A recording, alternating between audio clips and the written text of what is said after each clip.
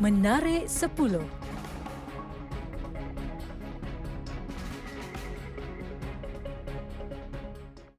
Menerusi video yang dimuat naik di TikTok, kepala seekor kucing dilihat telah tersangkut di celah besi. Namun, kucing tersebut kelihatan pasrah seolah-olah tiada apa-apa yang berlaku. Kucing terbabit terus melarikan diri selepas kepalanya berjaya dikeluarkan dari besi berkenaan. Menjengah ke ruang komen, rata-rata warganet terhibur melihat gelagat kucing yang nakal itu.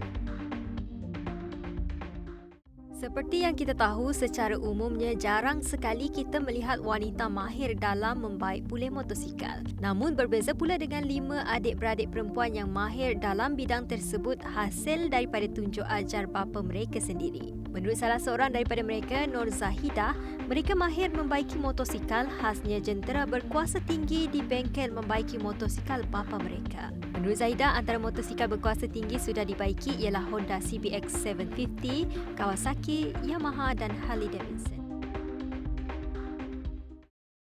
Kami mungkin tidak dapat melihat, tetapi boleh merasai keikhlasan kasih sayang satu sama lain kerana berkahwin atas dasar cinta, bukan paras rupa. Itulah yang dikatakan oleh orang kurang upaya penglihatan Amirah Fatinah Rozaidi yang berkahwin dengan pasangannya yang turut OKU penglihatan. Pasangan tersebut menarik perhatian warganet selepas jurusolek perkahwinannya memuat naik video di aplikasi TikTok baru-baru ini.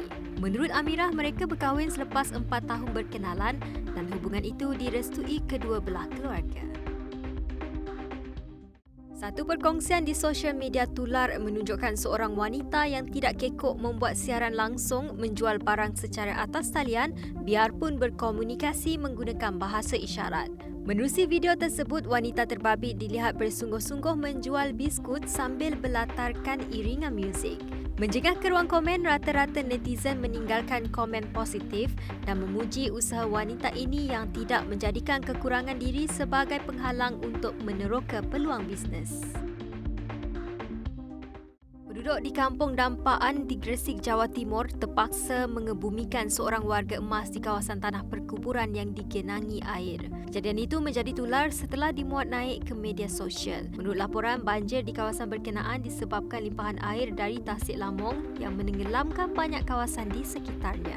Jenazah lelaki dikenali sebagai Tasmin terpaksa dimakamkan di situ walaupun mengalami kesukaran kerana kawasan perkuburan berkenaan dinaiki air. Gunung berapi di Reykjavik, Iceland dilaporkan meletus setelah beberapa gegaran seismik dikesan sejak beberapa minggu yang lalu. Menurut The Guardian, awan merah menerangi langit malam setelah letusan bermula di Fagradalsfjall pada Jumaat iaitu kira-kira 40 km dari Reykjavik. Helikopter pengawal pantai sempat merakam aliran lava merah yang dapat dilihat mengalir keluar di celahan tanah. Susulan itu, pegawai polis dan pengawal pantai bergegas ke tempat kejadian dan orang awam dinasihatkan untuk menjauhkan diri dari kawasan itu. Seorang ibu yang sarap mengandung 8 bulan, Pamela Ferreira, ditemukan maut dalam keadaan menyayat hati apabila perutnya dibelah dan bayinya dilarikan suspek. Menurut laporan, suspek memberitahu doktor bahawa dia melahirkan bayi lelaki itu selepas terjatuh ketika turun tangga. Bagaimanapun, pemeriksaan lanjut dilakukan pihak hospital mendapati wanita itu tidak pernah hamil sebelum pihak berkuasa menahannya. Susulan penahanan itu, pihak berkuasa turut menemukan pisau yang dipercayai digunakannya sebagai senjata untuk membelah perut Pamela. Sebuah pesawat kargo milik Trigana Air tergelincir ketika mahu berlepas dari lapangan terbang Halim Perdana Kusuma di Jakarta. Jurucakap Kementerian Perhubungan Adita Irawati dalam satu kenyataan berkata pesawat itu mengalami masalah teknikal dan roda depannya patah ketika mahu berlepas. Namun menurut laporan tiada kemalangan jiwa dalam kejadian berkenaan.